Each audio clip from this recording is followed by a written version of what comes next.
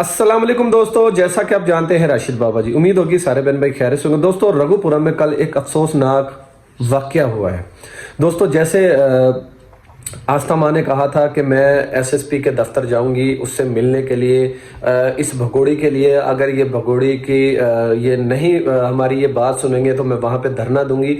दोस्तों रघुपुरा में ये जो अफसोसनाक वाकया हुआ है, दोस्तों कुछ स्टूडेंट थे और कुछ वहाँ के जो लोग थे जो आंटी सीमा के विरोध में खड़े हुए थे, जो आंटी सीमा को वहाँ से निकलवाने में खड़े हुए थे, उन्होंने वहाँ पे धरना दिया हुआ था।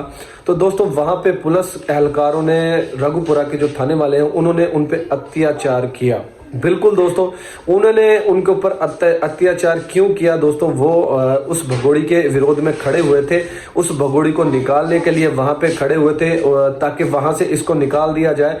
इसलिए दोस्तों रघुपुरा के जो पुलिस वाले एहलकार हैं, उन्होंने उनके ऊपर लाठी चार्ज की, उनको मारा पीटा। दोस्तों बहुत बुरे तरीके से उनको मारा था उन्होंने।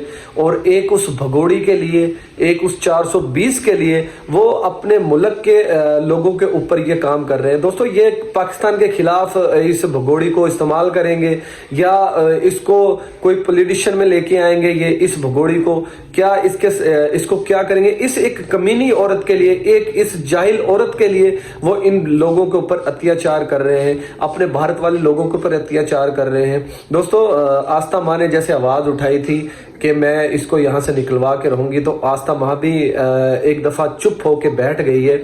और दोस्तों राजवर्धन परमार जी ने भी ये आवाज़ उठाई थी, वो भी खामोश होकर बैठ गए। अगर उनसे पूछा गया तो उनका ये जवाब था कि हुकूमत कर रही है, पुलिस वाले अदारे कर रहे हैं, उसको ये करने में इसमें हमारा कोई किरदार नहीं है। दोस्तों ये क्यों चुप करके बैठ गए हैं? या तो पहले आवाज़ ही ना उठाते। अगर इन्होंने ये आवाज़ उठाई है तो अब इस काम को पूरा सर अंजाम दें।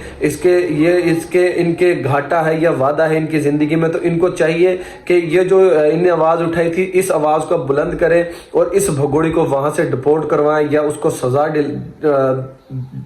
डलवा दे, जेल में डलवा दे उसको।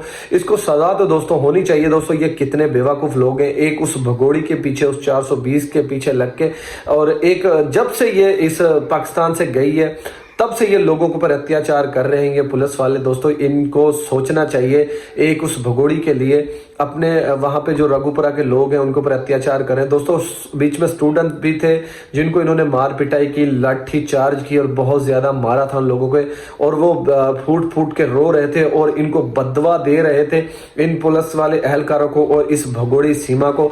दोस्तों राजवर्धन परमार जी क्यों खामोश हो गए? आस्था माँ क्यों खामोश हो गई है? दोस्तों इसका यही मकसद है कि इस भगोड़ी के पीछे किसी बड़ी पॉलिटिशियन का हाथ है और उसके ऊपर इस भगोड़ी का सर के ऊपर आशीर्वाद है इनको, इसलिए वो कोई भी बंदा इसके खिलाफ एक्शन नहीं ले रहा। दोस्तों जैसे मोहम्मद मलिक जी ने एक इंटरव्यू में कहा था, उसने एक नोटिस जारी करवाया था जो एपी सिंह को भी गया था और पुलिस एहलकारों को भी गया था, जो रघुपुरा के थाने वाले हैं उन तक भी वो पहुंचाया गया था कि अगर इन्होंने एक्शन नहीं लिया तो मैं फिर कानूनी दायरे में रह के कानूनी कार्रवाई इनके ऊपर करूंगा। तो अगर ये एफआईआर नहीं करते उस भगोड़ी के खिलाफ, उस 420 के खिलाफ, उस मरे हुए चूहे लप्पू के खिलाफ, उस मित्रपाल के खिलाफ, उस एपी सिंह के खिलाफ अगर ये एफआईआर नहीं करते तो फिर मैं कानूनी तरीके से इनसे ये कार्रवाई करवाऊंगा। दोस्तों फिर भी मोमिन मलिक जी की इतनी एफर्ट से भी उन्होंने एपी सिंह को नोटिस भिजवा दिया गया था। नोटिस दोस्तों जैसे मैं पिछली वीडियो में जिक्र किया था, नोटिस इसलिए भिजवाया गया था जैसे इसने अनलीगल तरीके से उस भगोड़ी की शादी करवाई उस लप्पू से और उसकी फर्जी यूनिवर्सिटी बनाई थी। दोस्तों ये नजायज था और नजायज तरीके से इन्होंने यूनिवर्सिटी बनाई थी। जब उसके ऊपर पाबंदी लगा दी गई है, ना उसको मीडिया पे आना, ना उस पर यूट्यूब पे वीडियो बनानी है और ना उस भगोड़ी को ये फंक्शन करने की इजाज़त भी नहीं ली थी उसने।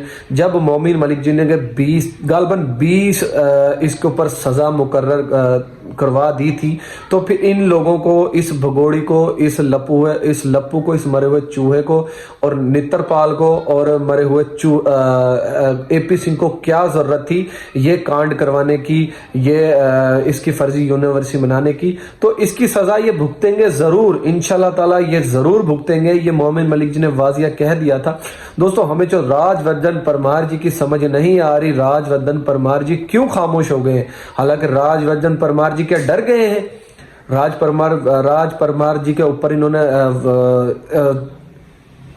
हमला करवाया था, इसलिए डर गया है। आस्थमा क्यों चुप हो गई? आस्थमा भी बड़ी बड़ी बातें करती थी, फिर वो क्यों खामोश हो गई है, क्यों चुप हो गई थी? और भारत के लोगों, आप वहां से निकलो। इस रघुपुरा के लोग जो इस भगोड़ी के विरोध में खड़े हैं, आप इनके ऊपर चढ़ो और इनको ना ये काम करने दो। दोस्तों, जैसे हमने पीछे एक वीडियो में देखा था कि मुसलमान नमाज पढ़ते थे भारत में और पुलिस के एहलकार आते हैं, उनको डंडे मार मार के उठाते हैं। नियत की होती है, उन्होंने नियत बांधी होती है और उनको सोटों से मार मार के उठाते हैं। लानत है ऐसे पुलिस वालों पे जो ऐसे अत्याचार करते हैं नाजायज लोगों के ऊपर।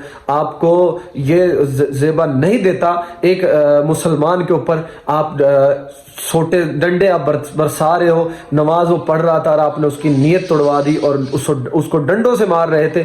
लानत है आपकी ऐसी जिंदगी के ऊपर और ऐसे कमीने लोगों के ऊपर लानत होनी चाहिए। जैसा उस शख्स ने ये काम किया था, उसको ये काम नहीं करना चाहिए था। एक उस भगोड़ी को, उस 420 का आप इतना साथ दे रहे हो, आपको पता नहीं क्यों उसका इतना साथ दे रहे हो।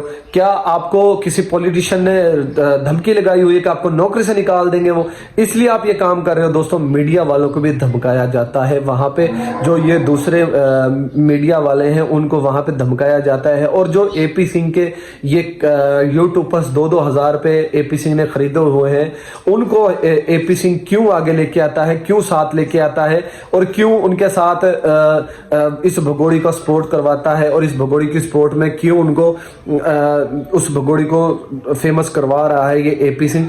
सारे यूट्यूबर्स तो एक जैसे हैं, तो वो यूट्यूबर्स के ऊपर भी लानत है जो AP सिंह के पीछे लग के 2-2 हज़ार रुपए पे दिहाड़ी पे आए हुए हैं और उसके साथ खड़े हुए हैं, भगोड़ी के साथ, उस 420 के साथ उसकी सपोर्ट कर रहे हैं, उसकी पब्लिसिटी कर रहे हैं। उसको उनको ये चीज़ें जेब नहीं देती। जिस दिन मैं यूट्यूब पर आप लोगों से मैं ये सवाल करता हूं, जिस दिन आपके बीवी बच्चे आपको छोड़ के जाएंगे, आपके सारी फैमिली आपको छोड़ के जाएगी, उस दिन आपको पता लगेगा कि कैसे किसी का गलत का साथ दिया जाता है।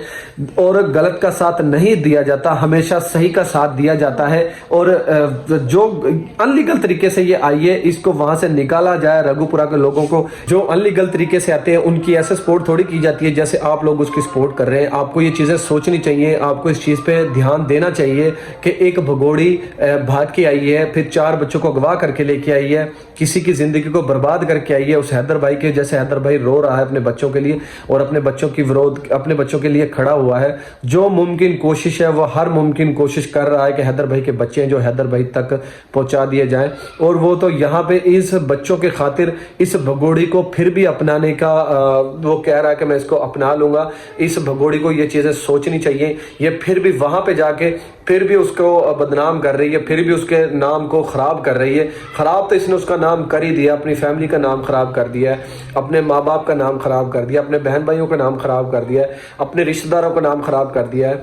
तो ये भगोड़ी जब अपने घर वालों की नहीं बनी तो उस मरे हुए चूहे की, उस लप्पू की भी नहीं बनेगी। ये उसको भी वहां से छोड़ के भाग जाएगी। दोस्तों, मैं आप दोस्तों से ये रिक्वेस्ट करता हूं कि आप इसकी विरोध में खड़े हो, इसको वहां से निकालें। रघुपुरा के लोग हैं, जो दिल्ली के लोग हैं, जो वहां के आस पड़ोस के लोग हैं, इसको वहां से एक्सपोज करवाएं, इसको सजा दिलवाएं और इसको जेल में डलवाएं। इसको जो जुर्माना हुआ है वो भी इससे अदा करवाएं और उस मरे हुए चूहे को, लप्पू को, मरे हुए चूहे को, नित्रपाल को और AP सिंह को, इनको भी सजा होनी चाहिए। दोस्तों, उम्मीद होगी आज की वीडियो आपको अच्छी लगी होगी। दोस्तों, आज की वीडियो में इतना ही। दोस्तों, इसी तरह हमारे साथ जुड़ रहे हैं, हमारे चैनल को सब्सक्राइब करें, हमारे वीडियो को लाइक करें। तब तक के लिए जय अल्लाह हाफिज।